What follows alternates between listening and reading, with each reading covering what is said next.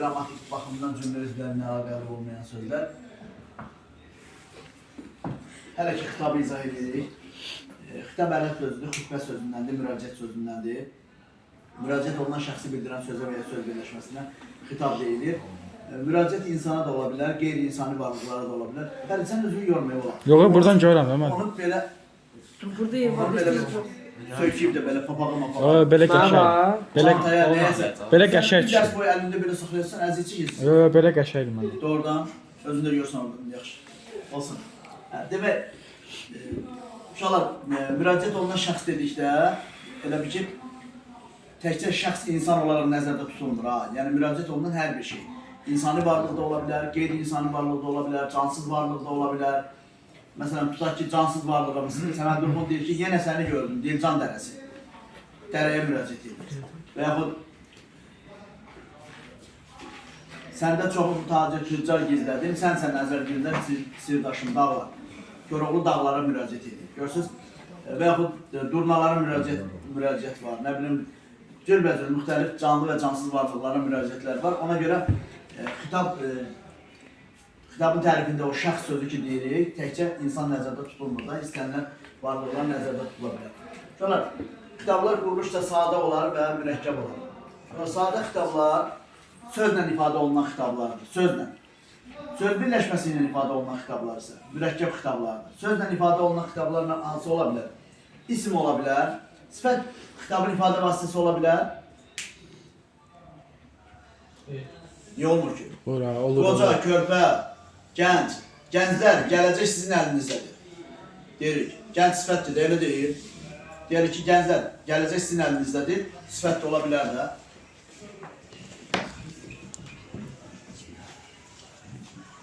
Gələcək sizin əlinizdədir. Görürsən, gənclərə müraciət edir. Sonra, say müraciət olunan söz kimi istifadə oluna bilər.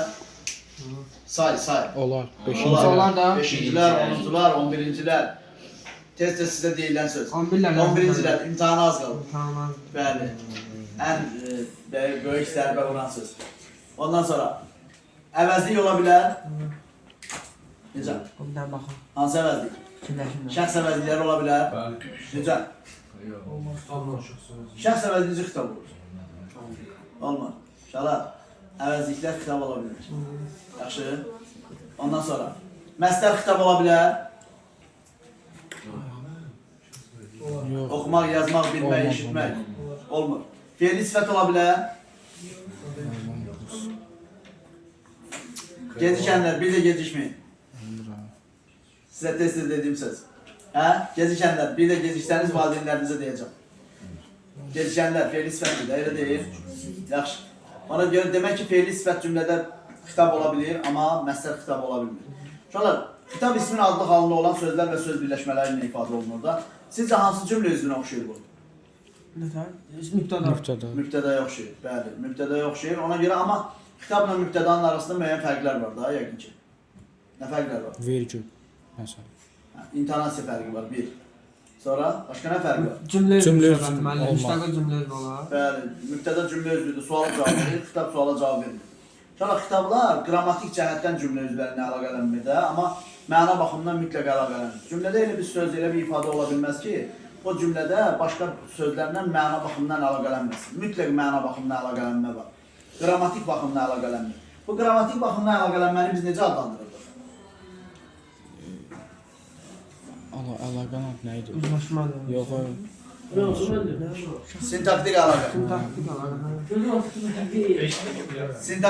Sintaktik əlaqə. Uşaqlar, bax, qrammatik baxımdan digər cümlə üzvləri ilə əlaqələnən sözlər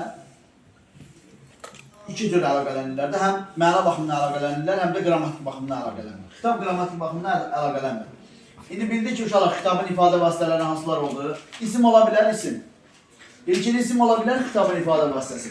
Sənin adın hansının hissəsidir? Ola bilər. Adın hansının hissəsidir? İsim. Demək ki, ola bilir. Səni çağırdımsa, demək ki, xitab ola bilir. Demək ki, ifadə vasitələri, isim, qruplaşdıran, sifət, say, fe'li sifət,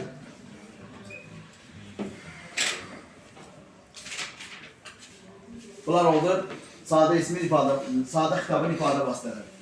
Bəs yaxşı, mürəkkəb xitabın ifadə vasitələri nə ola bilər? Mürəkkəb. Bəli, sən onu 3-4 dəqiqədən bir saxla.